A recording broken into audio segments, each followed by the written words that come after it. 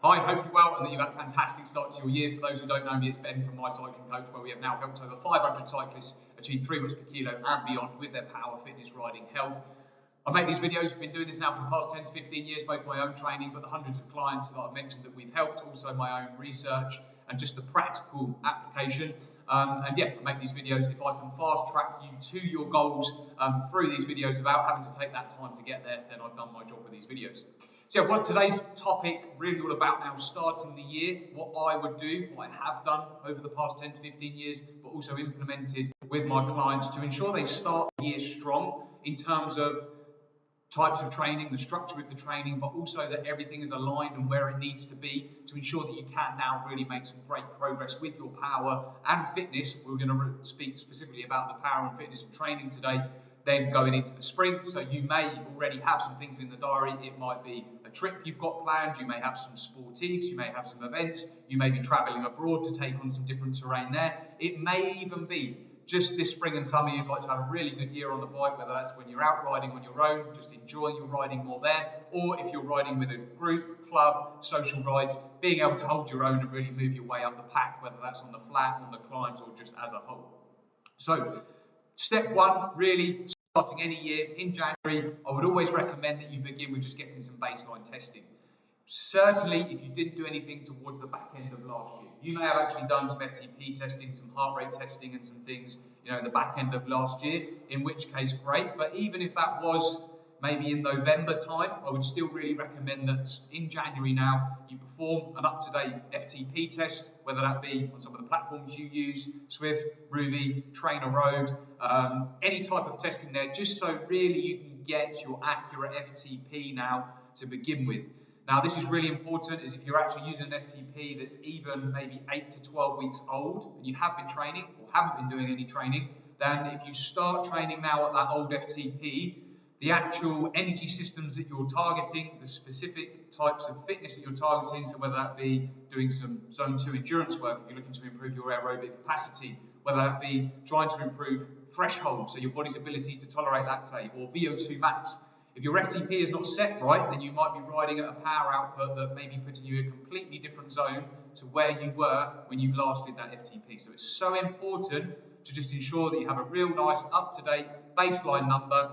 You can set that and then program your training sessions from that, which will ensure, one, everything's set where it needs to be, but when you're doing your specific workouts and sessions, you're actually targeting the key systems that you need to, which means you're going to see progress, but see progress a lot faster because everything's aligned and where it needs to be with the types of sessions that you're doing.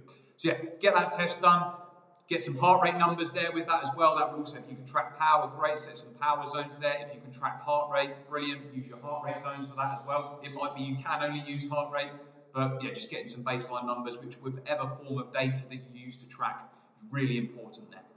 Next is then laying out a structure with really, over the next few months to get you in a really good position with your power and fitness. And I think the structure that I've used for years now and has worked time and time again is just using those 3 rides a week. If you followed me for a while, you probably you gathered this sort of structure that I've used that really works well. Certainly if you're a bit of a time crunch cyclist, but even if you do have time available, you can use this structure as like your minimum consistent or weekly structure that you really want to perform consistency, these minimum 3 rides, and then any additional riding that you add into this can then be a benefit.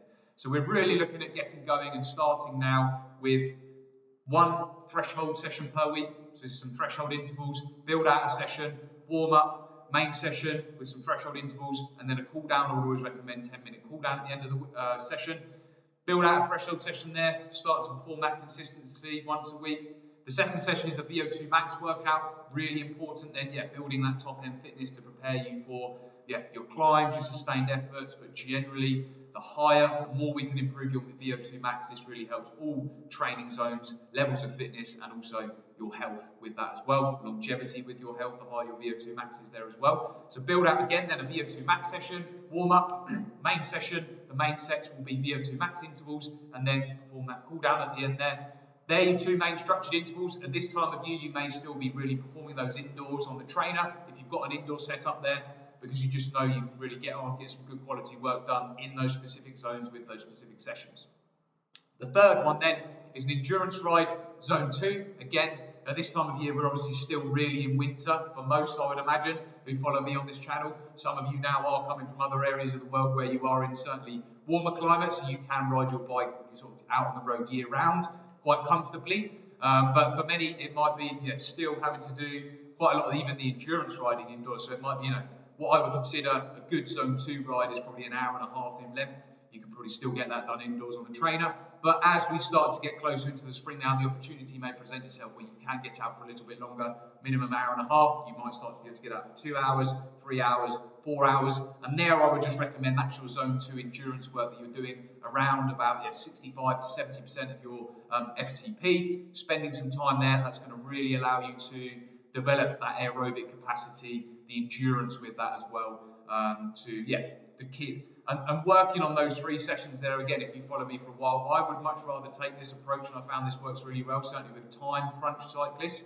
rather than a lot of things out there that say, in the winter, you purely just want to do zone 2, and you want to achieve the adaptations with that, you need to be doing 15 to 20 hours of zone 2 a week to really maximize those adaptations and that type of training.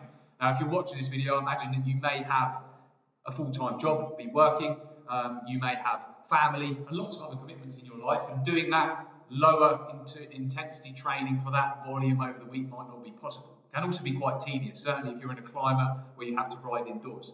So I'm very much go from the approach or the philosophy of, if we can build threshold, we can increase VO2 max through the winter, we can then start to really add in the zone 2, obviously keep that going where possible and do as much of that around those 3 key rides.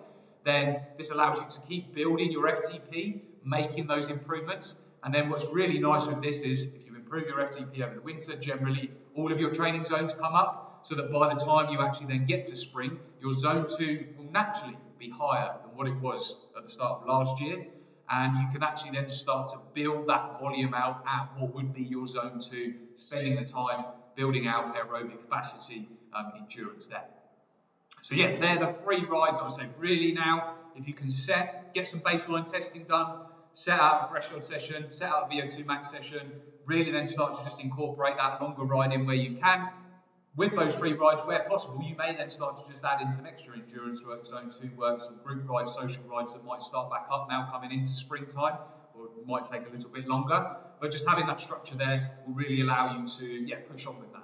In terms of just the periodization and programming, I would recommend that you potentially follow a 3-week on, 1 week off or recovery week to build that structure through. So plan out like 3 weeks of threshold and VO2 max sessions. You might potentially progressively overload those through the 3 weeks, and then have a week where you would have a bit of a deload week, a rest week, and then go back into 3 weeks on, progressively overload your threshold and VO2 max. And then with the progressive overload of the endurance work, as you start to get into spring, you might just be able to add on an extra 15 minutes, 20 minutes, half an hour going into the spring, which will allow you to just progressively overload the volume on the zone 2 work as well. So hopefully useful there, just to really get you kick-started now into the year, into some quality training, some structure there for you as well. And really just finding that time, I think just a little bonus here, or I've really found works well, is at this time of year, sometimes motivation can still not always be there to really get going as much as you want to.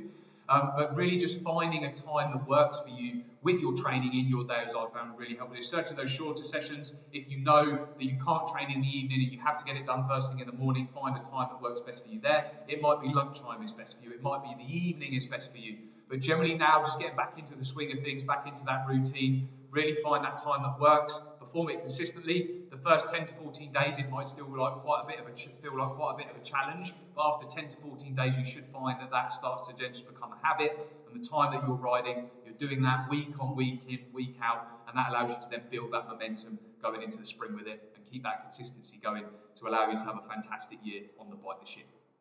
Hope you found that useful. As I say, make these videos if it can help you, fast track you to your goals and have a fantastic year on the bike, then I've done my job. If you're new to the channel, welcome. Please hit subscribe. I'm going to keep trying to put out as much content as possible now coming into 2024. And if you found this video useful, drop a like on the video. Keep up the good work and speak to you soon.